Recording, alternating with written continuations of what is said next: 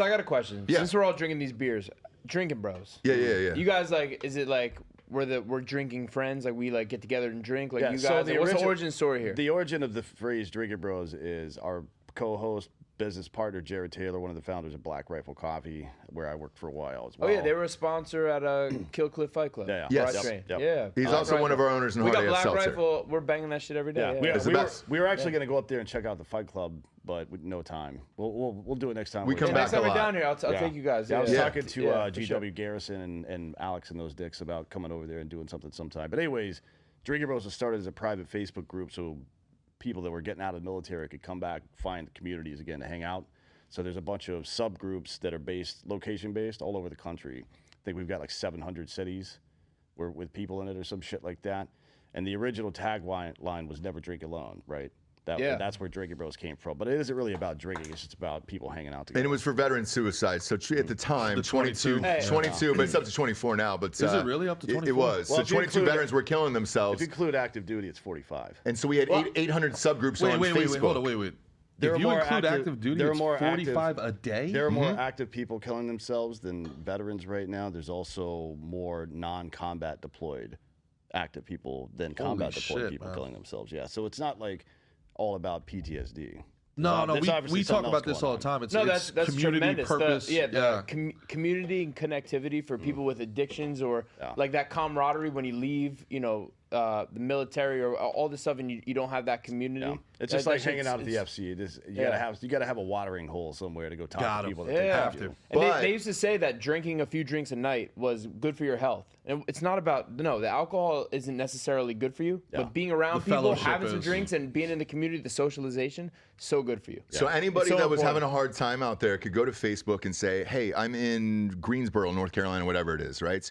I'm not feeling great. Shit's not going well for me. Can you meet up?" Because you're in Greensboro, North Carolina. Well, whatever it is, right? But it's like, hey, can we meet up? And so then there would always be somebody around the country who can meet up, have a drink with them, chat with them, and kind of talk them through everything, and then it grew from there. That's awesome. Some people from the group made a secondary group. I think Rocco led this, actually. Rocco, Vincent Vargas from MC Minds. You maybe seen him. He's on the Mayans, he's it's called Vigilant Guard, and it's, 20,000 people in that group. And if somebody's feeling suicidal or anything, they go in there, talk to somebody. There's probably somebody geographically nearby them that can help them out. Fuck yeah, man. That's powerful stuff. That's awesome. So we send people to houses. Like we try and always be like fucking strong, and like we don't want to articulate and be like, "Yo, bro, let some shit off with your boys. Call your boys, talk about it.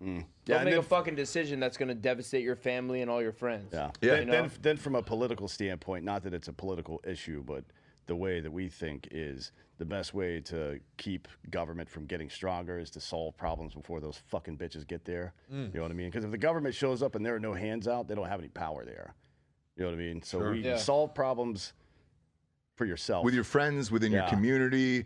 Like, that'll go a lot further than trying to reach out to the fucking government for help regarding suicide or anything else. Or trying to vote for some fucking politician that says, "Oh, I'm going to fucking limit government when I get in office." Like, oh, yeah, I bet you are. Fuckface. Yeah, sure. So they offer you $50 million to do their thing. Exactly. Oh, welcome to the United States of government. We like you very much. Yeah. So how'd you guys link up? How'd you guys link up? So we were making a movie. Yep. And the script was chaos. He does that professionally. So Jared was a fan of some of his other movies and found him on Facebook, I think, right? Yeah, so he watched a movie that I did on Netflix that was pretty big. I sold a couple movies back to back on Netflix, and one of them was pretty big. And then he just reached out via Facebook online. I get a shit ton of scripts, but at the bottom of it, he said, "Hey, we're all veterans and we're trying to do this." Well, me and my buddy Clayne Crawford were doing a bunch of vet charities in Hollywood at the time. Clayne's, both your grandfathers were in the military. Everybody, almost everybody in my family was in the military. Grandpa was in World War II. Other one was in Korea. Great grandpa was in World War I. I got an uncle in Vietnam, so everybody was already in the military anyways. And then when we got to Hollywood, nobody was really helping out veterans. So we started doing these charities, and then when he wrote me and I saw that email, I was like, well, shit, I can't turn this down. So I called him, and they were still on base in El Paso. So I flew out to El Paso, helped him rewrite the script for a couple weeks, started a GoFundMe. We raised $1.2 million in 48 hours. Wow. And then we shot this movie. And then, because I was directing it and I had a bunch of Hollywood connections, what I did was I paired everybody up with real actors. So it was like William Shatner, Keith David, Randy Couture, and there was just a ton of actors in all the movies. So that way every scene had a big actor with them in it and would give the movie a better shot at success. Awesome. And that was in 2016. It became the highest grossing independent movie, What movie was that? of 2016. It was called Range 15. It ended up being number Range one. 15. Yeah. I think I've seen it. Yeah, probably. It's a military like a zombie shoot 'em up movie, zombie movie. Yeah. Yeah, I saw that. It was a big movie. It was a big movie. What's the other one with the veterans that was great too? Where they basically it was like was it Rifle 9? Who did this? Where it was basically just like a training exercise where these guys got in there, they went in. I saw that movie. Yes. Active Valor. That's Active it. Valor. Yep, they're all Navy SEALs. Active Valor. Yeah. So same thing, and then we kind of paired everybody up together. The movie exploded. I mean, it was in theaters for close to 4 months at that point. Box office wise, it was like number 4. Nobody could figure out what was going on, and it was just the fans. The podcast had already taken off at that point. Black Rifle Coffee had already taken off at that point. And so we were using all of our fan base to go and support the film, and then it blew up. Because a lot of people look at Sound of Freedom the same way, where they're just like, how did this happen? It happens if you've got subject matter and you've got an interesting story behind a film that everybody is willing to support, even if it's not their thing. Yeah, I think the thing that happens is in those tight communities, people realize their power. Like Hollywood ain't gonna do it. No. You were never gonna get, STX Studios to get their China money behind a pro-American movie. Never in a million years. So if people like that and they like you, I preach this all the time, man. Like, bro, just vote with your wallet. Put up the money.